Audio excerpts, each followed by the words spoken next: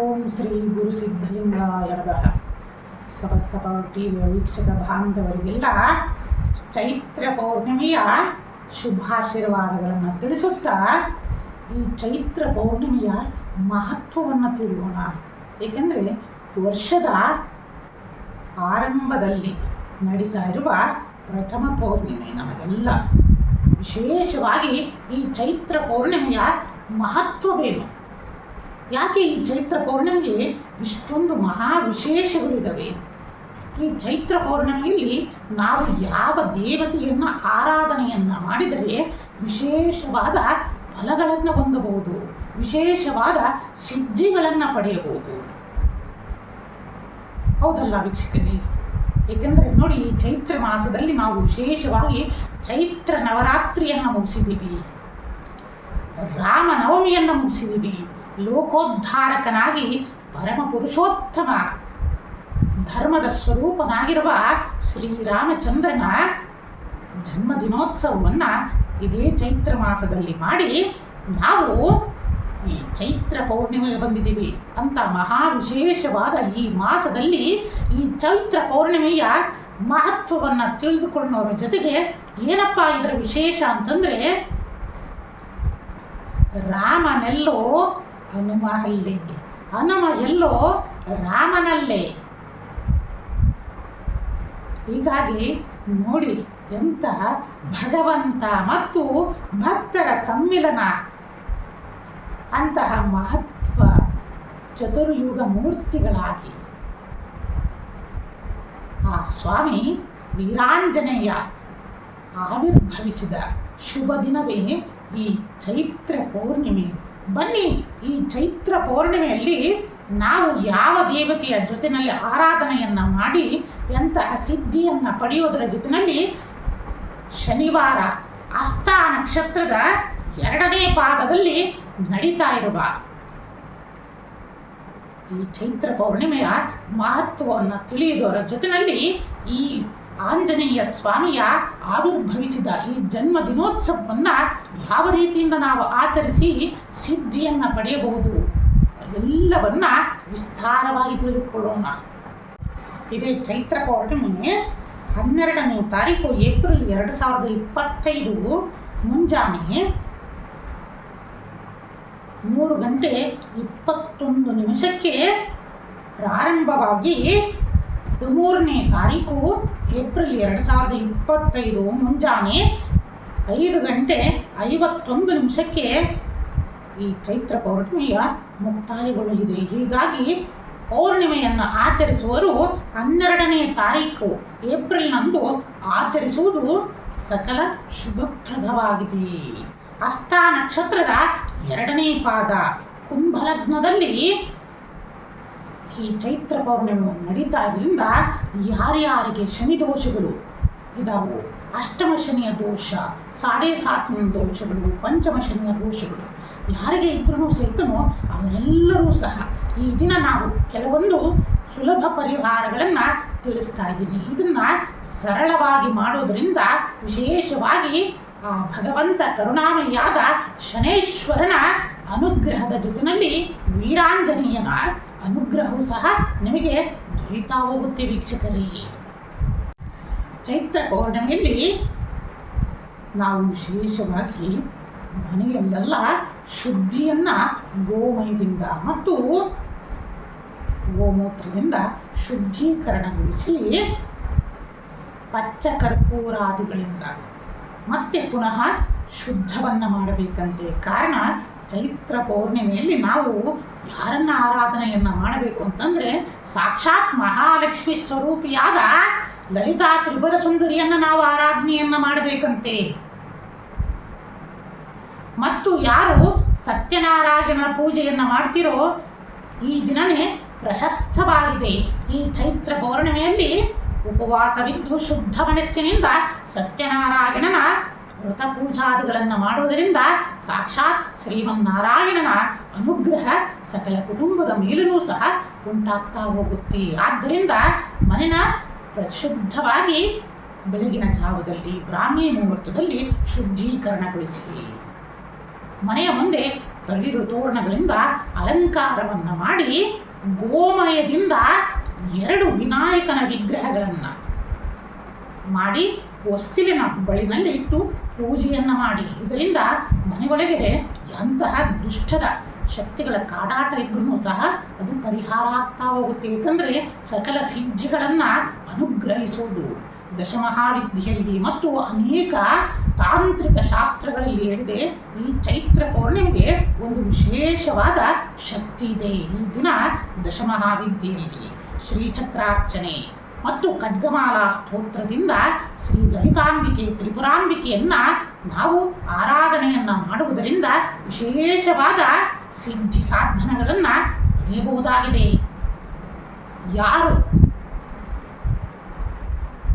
ಆಧ್ಯಾತ್ಮಿಕ ಸಾಧನೆಯಲ್ಲಿ ನಾನು ಮುಂದುವರಿಯಬೇಕು ಮತ್ತು ವಿಶೇಷವಾದ ಲೌಕಿಕವಾಗಿಯೂ ಸಹ ಮುಂದುವರಿಯಬೇಕು ಅಂತಂದು ಹಂಬಲಿಸ್ತಾ ಇದ್ದೀರಾ, ಎಷ್ಟೇ ಉದ್ಯೋಗದಲ್ಲಿ ಪರಿಶ್ರಮ ಪಟ್ಟರೂ ಒಂದು ತಾಳ್ಮೆ ಮತ್ತು ಒಂದು ಸಮರ್ಥನೆ ಮತ್ತು ಆತ್ಮತೃಪ್ತಿ ಸಿಗ್ತಾ ಇಲ್ಲ ಅಂಥವರು ಸಹ ಈ ದಿನ ಏನಪ್ಪ ಮಾಡಬೇಕು ಅಂತಂದರೆ ಗುರುಗಳ ಬಳಿಯಲ್ಲಿ ಹೋಗಿ ವಿಶೇಷವಾಗಿ ಉಪದೇಶಗಳನ್ನು ತೆಗೆದುಕೊಳ್ಳಿ. ನಿಮ್ಮ ಜನ್ಮ ನಕ್ಷತ್ರಕ್ಕೆ ಅನುಗುಣವಾಗಿ ಇಲ್ಲ ಗುರುವಿನ ಕೃಪೆಯ ಆಧಾರದ ಮೇಲೆ ಸದ್ಗುರುಗಳಿಂದ ಉಪದೇಶವನ್ನು ತೆಗೆದುಕೊಳ್ಳುವುದು ಸೂಕ್ತ.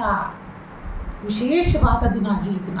ಆದ್ದರಿಂದಲೇ ಇಂತಹ ವಿಶೇಷ ದಿನದಿಂದಲೇ ಸ್ವಾಮಿ ವೀರಾಂಜನೇಯ ಆವಿರ್ಭವಿಸಿದ ದಿನವಾಗಿದೆ. ನಂತರ ಈ ದಿನ ಸಂಜೆ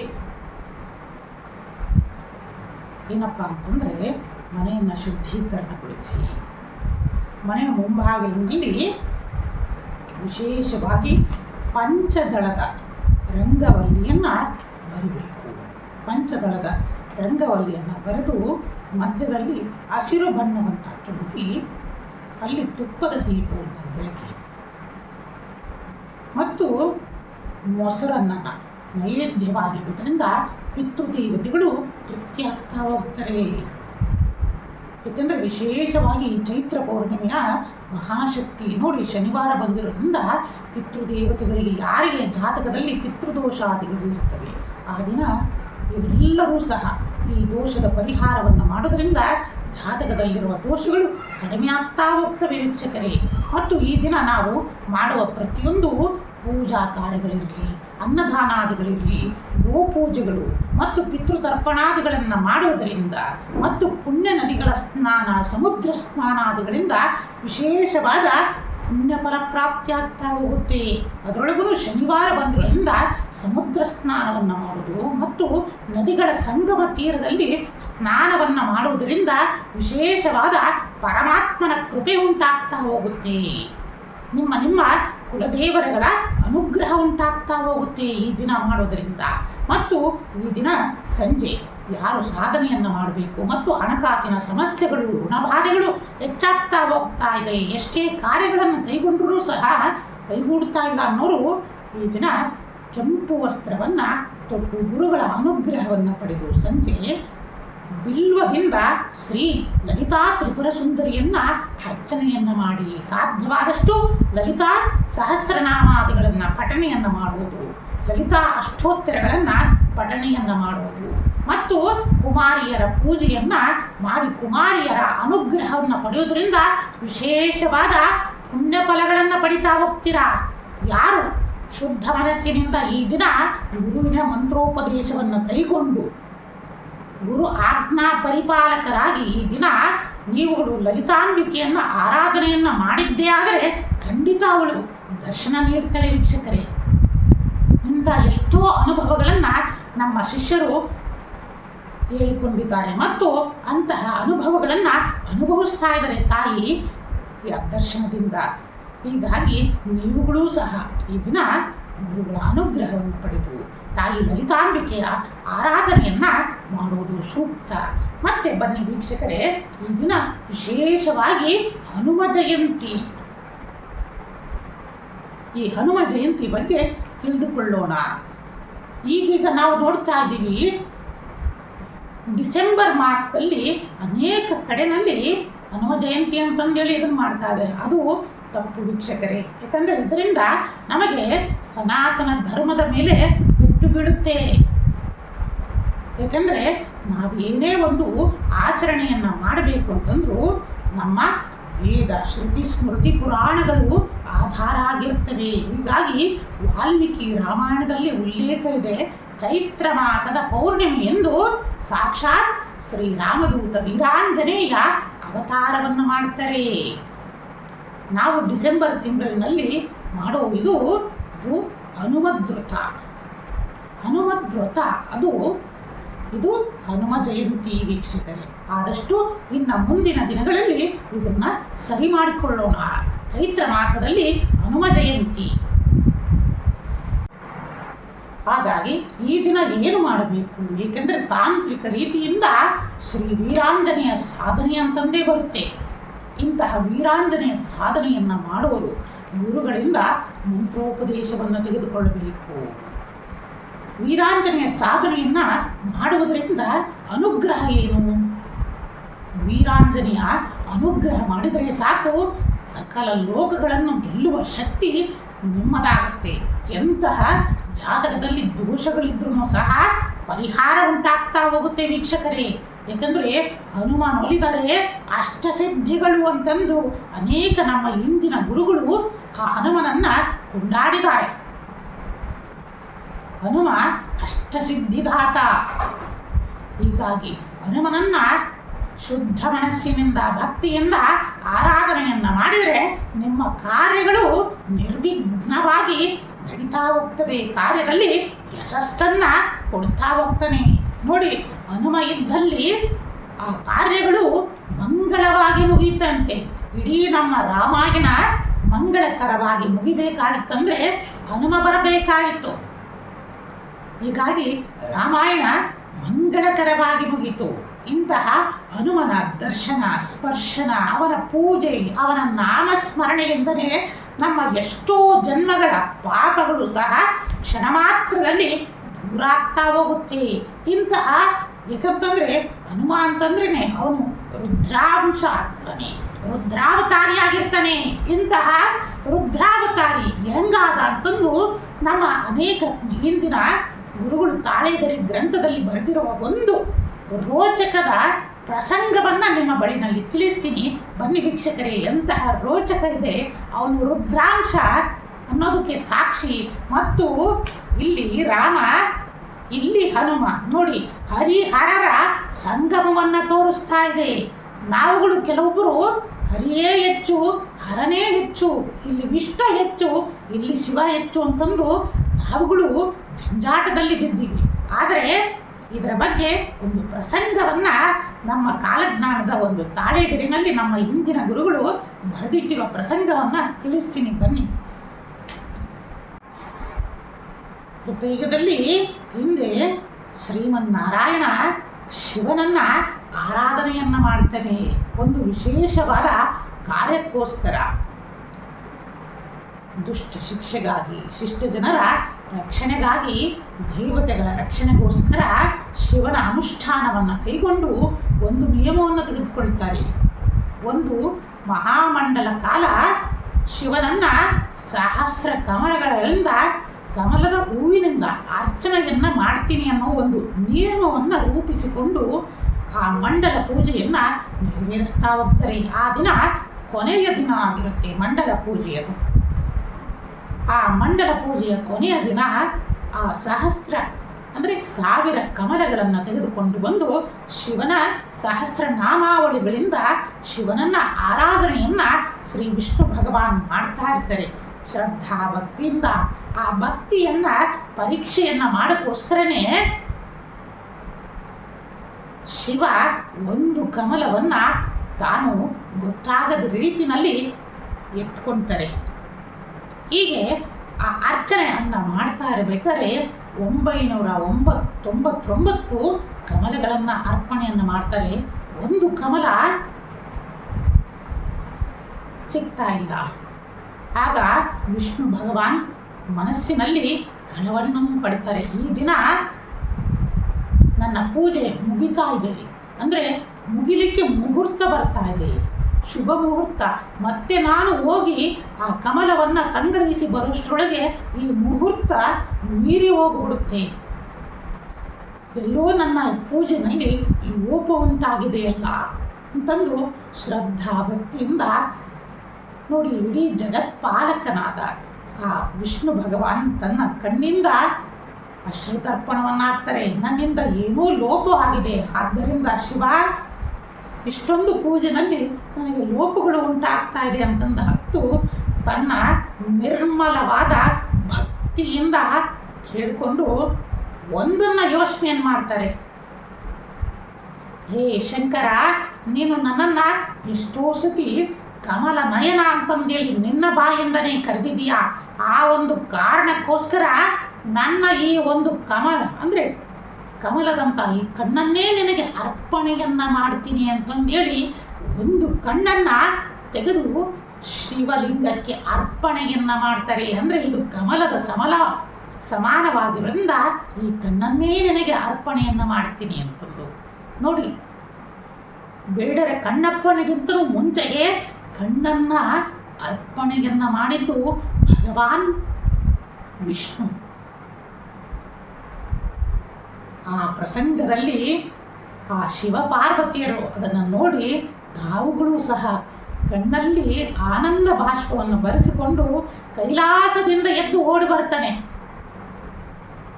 ಬಂದು ವಿಷ್ಣು ಭಗವಾನಿಗೆ ಅನುಗ್ರಹವನ್ನು ಮಾಡಿ ಸುದರ್ಶನ ಚಕ್ರವನ್ನು ನೀಡ್ತಾರೆ. ಇದರಿಂದ ಧರ್ಮಸ್ಥಾಪನೆಯನ್ನು ಮಾಡು ಮತ್ತು ನಿನ್ನ ಈ ಭಕ್ತಿಗೆ, ನವವಿಧವಾದ ಭಕ್ತಿಗೆ ನಾನು ಸೋತು ಹೋಗಿಬಿಟ್ಟಿದ್ದೀನಿ.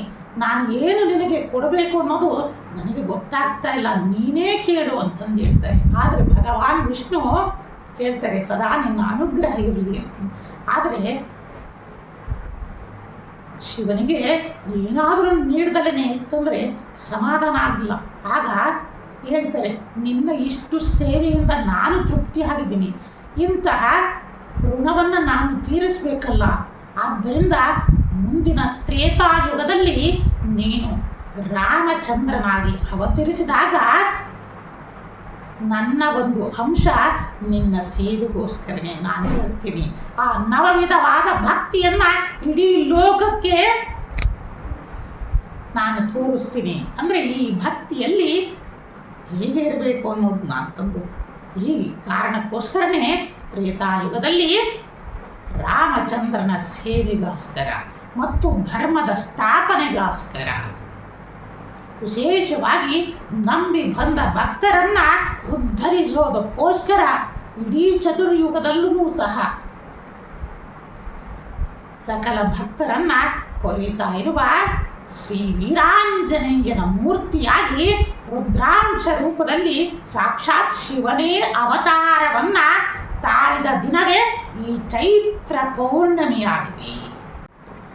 ಇಂತಹ ಹನುಮನನ್ನ ಸಿದ್ಧಿಯನ್ನು ಮಾಡಬೇಕು, ಅವನ ಒಲುಮೆಯನ್ನು ನಾವು ಪಡ್ಕೋಬೇಕು ಅಂತಂದರೆ ಅನೇಕ ತಂತ್ರಸಾರದಲ್ಲಿ ಹನುಮತಂತ್ರ ಅಂತಲೇ ಬರುತ್ತೆ. ವಿಶೇಷವಾಗಿ ನಮ್ಮ ಹಿಂದಿನ ಗುರುಗಳು ಸಹ ಹನುಮತಂತ್ರ, ವೀರಾಂಜನೇಯ ತಂತ್ರ ಅಂತಂದೇ ಬರುತ್ತೆ. ಕೆಲವೊಂದು ಗ್ರಂಥಗಳನ್ನು ಬರೆದಿದ್ದಾರೆ ಅವರು.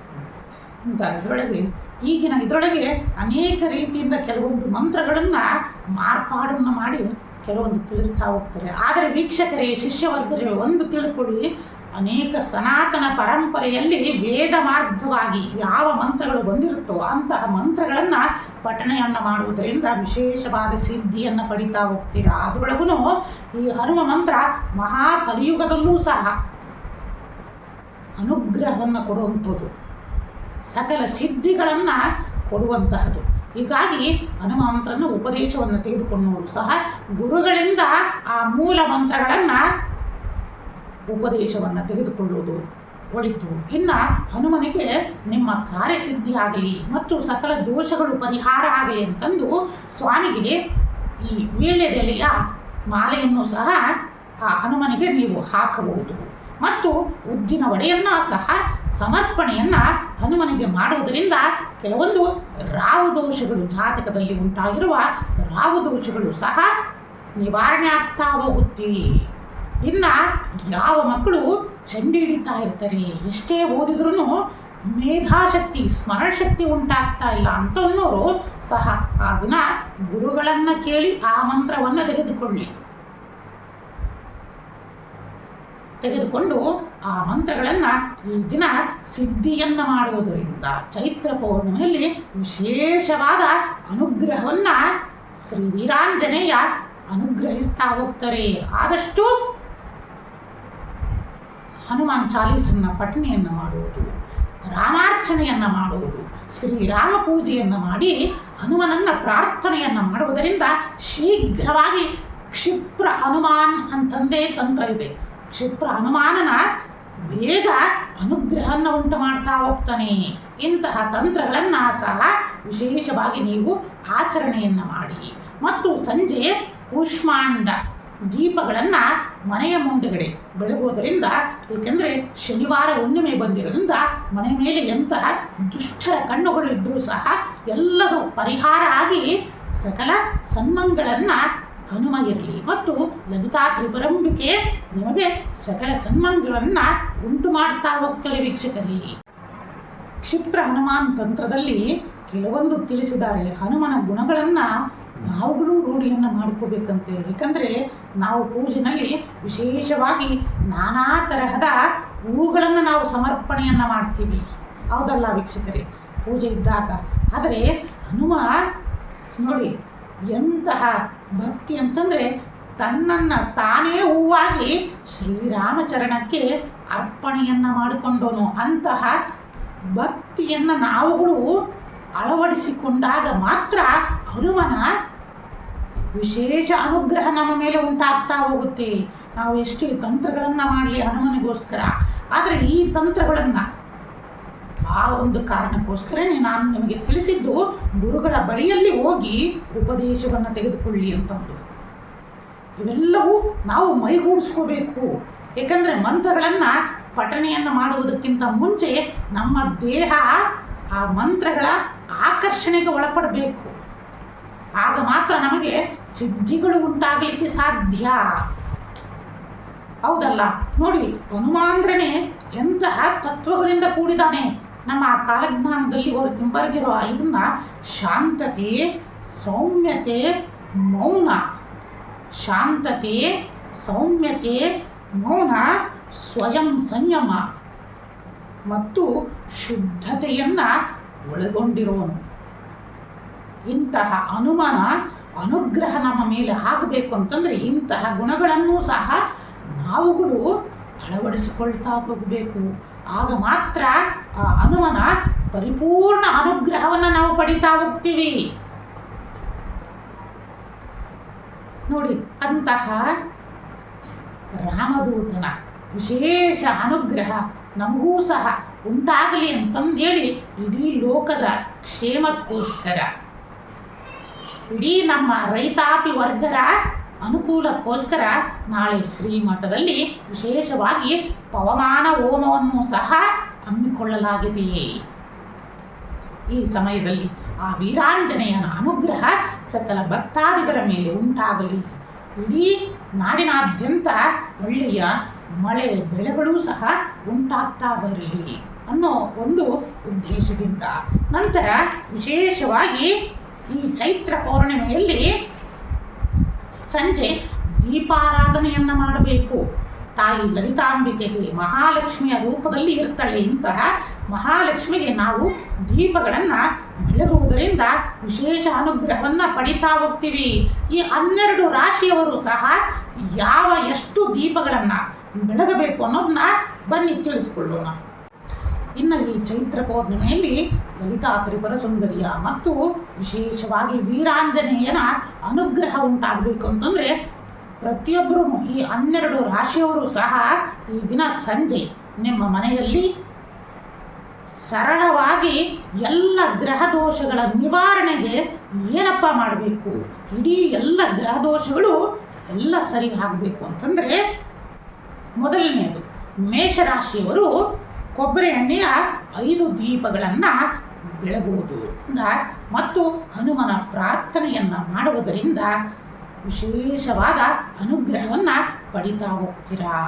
ಇನ್ನು ವೃಷಭ ರಾಶಿ ವೃಷಭ ರಾಶಿಯವರು ಸೂರ್ಯಕಾಂತಿ ಎಣ್ಣೆಯ 3 ದೀಪಗಳನ್ನು ಬೆಳಗುವುದರಿಂದ ಮಹಾಲಕ್ಷ್ಮಿಯ ಕೃಪೆ ನಿಮ್ಮ ಮೇಲೆ ಉಂಟಾಗ್ತಾ ಹೋಗುತ್ತೆ. ಇನ್ನು ಮಿಥುನ ರಾಶಿಯವರು ಇಪ್ಪೆ ಎಣ್ಣೆಯಿಂದ 2 ದೀಪಗಳನ್ನು ಬೆಳಗುವುದರಿಂದ ಕೌಟುಂಬಿಕ ಕಲಹಗಳು ದೂರಾಗ್ತಾ ಹೋಗುತ್ತೆ. ಇನ್ನು ಕರ್ಕ ರಾಶಿಯವರು ಹೊಂಗೆ ಎಣ್ಣೆಯಿಂದ 4 ದೀಪಗಳನ್ನು ಬೆಳಗೋದರಿಂದ ಆರೋಗ್ಯ ವೃದ್ಧಿ ಮತ್ತು ಹಣಕಾಸಿನ ವೃದ್ಧಿಗಳು ಸಹ ಉಂಟಾಗ್ತಾ ಹೋಗುತ್ತೆ. ಸಿಂಹರಾಶಿಯವರು ಕಡಲೆಕಾಯಿಯ ಎಣ್ಣೆಯಿಂದ 5 ದೀಪಗಳನ್ನು ಬೆಳಗಿ ಮಹಾಲಕ್ಷ್ಮಿಯ ಪ್ರಾರ್ಥನೆಯನ್ನು ಮಾಡುವುದು ಮತ್ತು ಹನುಮಾನ್ ಚಾಲೀಸನ ಪಠನೆಯನ್ನು ಮಾಡುವುದರಿಂದ ವಿಶೇಷವಾದ ಭೂಲಾಭಗಳನ್ನು ಪಡಿತಾ ಹೋಗ್ತೀರಾ. ಕನ್ಯಾ ರಾಶಿಯವರು ತುಪ್ಪದಿಂದ 6 ದೀಪಗಳನ್ನು ಮಹಾಲಕ್ಷ್ಮಿಗೆ ಬೆಳಗುವುದರಿಂದ ವಿಶೇಷವಾದ ಹಣಕಾಸಿನ ಅನುಗ್ರಹವನ್ನು ಪಡಿತಾ ಹೋಗ್ತೀರಾ ಮತ್ತು ಸಾಲಬಾಧೆಯಿಂದ ಮುಕ್ತಿಯನ್ನು ಪಡಿತಾ ಹೋಗ್ತೀರಾ. ಇನ್ನು ತುಲಾರಾಶಿಯವರು ಬೇವಿನ ಎಣ್ಣೆಯಿಂದ 5 ದೀಪಗಳನ್ನು ಬೆಳಗುವುದರಿಂದ ತಾಯಿ ದುರ್ಗೆಯ ಪ್ರಾರ್ಥನೆಯನ್ನು ಮಾಡುವುದರಿಂದ ವಿಶೇಷವಾದ ಕಂಕಣ ಭಾಗ್ಯಗಳು ಕೂಡಿ ಬರ್ತಾ ಹೋಗ್ತವೆ. ಇನ್ನು ವೃಶ್ಚಿಕ ರಾಶಿಯವರು ಅನೇಕ ಶತ್ರುಗಳ ಬಾಧೆ ಸಾಲ ಬಾಧೆಗಳಿಂದ ನರಳ್ತಾ ಇದ್ದೀರಾ. ಇಂಥವರು ಎಳ್ಳೆಣ್ಣೆಯಿಂದ 7 ದೀಪಗಳನ್ನು ಹಚ್ಚಿ ತಾಯಿಯ ದುರ್ಗೆಯ ಅನುಗ್ರಹವನ್ನು ಪ್ರಾರ್ಥನೆಯನ್ನು ಮಾಡುವುದು ಇಷ್ಟಕಾಮೇಶ್ವರಿಯ ಪ್ರಾರ್ಥನೆಯಿಂದ ಸಕಲ ಮನೋಇಷ್ಟಾರ್ಥಗಳು ಸಹ ಕೈಗೂಡ್ತಾ ಹೋಗ್ತವೆ ವೃಶ್ಚಿಕ ರಾಶಿಯವರಿಗೆ. ಇನ್ನು ಧನುರ್ರಾಶಿಯವರು ಹರಳೆಣ್ಣೆಯಿಂದ 7 ದೀಪಗಳನ್ನು ಬೆಳಗುವುದರಿಂದ ಸಾಕ್ಷಾತ್ ಶಿವನ ಅನುಗ್ರಹದಿಂದ ನೀವು ಕೈಗೊಂಡಿರುವ ಎಲ್ಲ ಕಾರ್ಯಗಳಲ್ಲಿ ಜಯವನ್ನು ಪಡಿತಾ ಹೋಗ್ತೀರಾ. ಮಕರ ರಾಶಿಯವರು ಕೊಬ್ಬರಿ ಎಣ್ಣೆಯಿಂದ 5 ದೀಪಗಳನ್ನು ಬೆಳಗುವುದರಿಂದ ತಾಯಿ ಮಹಾಲಕ್ಷ್ಮಿಯ ಕೃಪೆಗೆ ಪಾತ್ರರಾಗ್ತಾ ಹೋಗ್ತೀರಾ. ಇನ್ನು ಕುಂಭರಾಶಿಯವರು ಸಾಸಿವೆ ಎಣ್ಣೆಯಿಂದ 6 ದೀಪಗಳನ್ನು ಬೆಳಗುವುದರಿಂದ ಮತ್ತು ವೀರಾಂಜನೆಯ ಸ್ತೋತ್ರವನ್ನು ಪಠಣೆಯನ್ನು ಮಾಡುವುದರಿಂದ ಮತ್ತು ಇಷ್ಟಕಾಮೇಶ್ವರಿಯ ಸ್ಮರಣೆಯಿಂದ ಸಕಲ ಶತ್ರುಪೀಡೆಯಿಂದ ಪರಿಹಾರವನ್ನು ಹೊಂದ್ತಾ ಹೋಗ್ತೀರಾ. ಮೀನರಾಶಿಯವರು ಎಳ್ಳೆಣ್ಣೆಯ 9 ದೀಪಗಳನ್ನು ಬೆಳಗುವುದರಿಂದ ಸಕಲ ಇಷ್ಟಾರ್ಥಗಳನ್ನು ಪಡಿತಾ ಹೋಗ್ತೀರಾ. ನೀವು ಬಯಸಿದ ಎಲ್ಲ ಕಾರ್ಯದಲ್ಲೂ ಜಯ ಸಿಗ್ತಾ ಹೋಗುತ್ತೆ. ಸಾಕ್ಷಾತ್ ಶ್ರೀ ಲಲಿತಾಂಬಿಕೆ ಇಷ್ಟಕಾಮೇಶ್ವರಿಯ ಸ್ಮರಣೆಯಿಂದ ಸಕಲ ಚತುರ್ವಿಧ ಫಲಪುರುಷಾರ್ಥಗಳನ್ನು ಪಡಿತಾ ಹೋಗ್ತೀರಾ. ಈ ದೀಪಗಳ ಸರಳ ಉಪಾಯಗಳನ್ನು 12 ರಾಶಿಗಳು ಸಹ ಮಾಡುವುದರಿಂದ ವಿಶೇಷವಾದ ಅನುಗ್ರಹವನ್ನು ಪಡಿತಾ ಹೋಗ್ತೀರಾ ವೀಕ್ಷಕರೇ. ದೀಪಗಳನ್ನು ಮನೆಯಲ್ಲಿ ಕುಲದೇವರಿಗೆ ಆರತಿಯನ್ನು ಮತ್ತು ನಿಮ್ಮ ಇಷ್ಟ ದೇವರಿಗೆ ಆರತಿಯನ್ನು ಮಾಡಿದ ಮೇಲೆ ಈ ದೀಪಗಳನ್ನು ಚಂದ್ರನಿಗೆ ಆರತಿಯನ್ನು ಮಾಡಬೇಕು ಮತ್ತು ಚಂದ್ರನಿಗೆ ವಿಶೇಷವಾಗಿ ಪಾಯಸದ ನೈವೇದ್ಯ ಮತ್ತು ಕ್ಷೀರದ ನೈವೇದ್ಯವನ್ನು ಅರ್ಪಣೆಯನ್ನು ಮಾಡಿ ಚಂದ್ರಾರ್ಘ್ಯವನ್ನು ನೀಡುವುದು ಮತ್ತು ಚಂದ್ರನಿಗೆ ಆರತಿಗಳನ್ನು ಮಾಡುವುದರಿಂದ ನಿಮ್ಮ ಸಕಲ ಇಷ್ಟಾರ್ಥಗಳು ಸಹ ಕೈಗೂಡುತ್ತವೆ ಅಂತಂದು ಖಂಡಿತ ನಿಮಗೆ ತಿಳಿಸ್ತಾ ಇದ್ದೀವಿ. ಆದ್ದರಿಂದ ಸಕಲ ವೀಕ್ಷಕ ಬಾಂಧವರ ಸಮೇತ ಮತ್ತು ಎಲ್ಲ ಶಿಷ್ಯವರ್ಗ ಭಕ್ತವರ್ಗಕ್ಕೂ ಸಹ ತಾಯಿ ಲಲಿತಾಂಬಿಕೆ ಮತ್ತು ವೀರಾಂಜನೇಯರ ಅನುಗ್ರಹ ಪರಮಮಂಗಳವನ್ನು ದಯಪಾಲಿಸಿ ನಾಡಿನಾದ್ಯಂತ ಒಳ್ಳೆಯ ಮಳೆ ಬೆಳೆಗಳೂ ಸಹ ಉಂಟಾಗ್ತಾ ಹೋಗಲಿ ಅಂತಂದೇಳಿ ನಿಮ್ಮೆಲ್ಲರಿಗೂ ಸಹ ಶುಭ ಹಾರೈಸುತ್ತಾ ಪರಮದಯಾಳು ಶ್ರೀ ಸಿದ್ಧಲಿಂಗೇಶ್ವರರು ಮತ್ತು ಜಗನ್ಮಾತೆಯಾದ ಇಷ್ಟಕಾಮೇಶ್ವರಿ ಭಗವತಿಯು ನಿಮ್ಮೆಲ್ಲರಿಗೂ ಪರಮಂಗಳನ್ನ ಮತ್ತು ಸಕಲ ಐಶ್ವರ್ಯಗಳನ್ನು ದಯಪಾಲಿಸಲಿ ಅಂತಂದೇಳಿ ನಿಮಗೆ ಶುಭಾಶೀರ್ವಾದವನ್ನು ನೀಡುತ್ತಾ ಓಂ ನಮಃ ಶಿವಾಯ.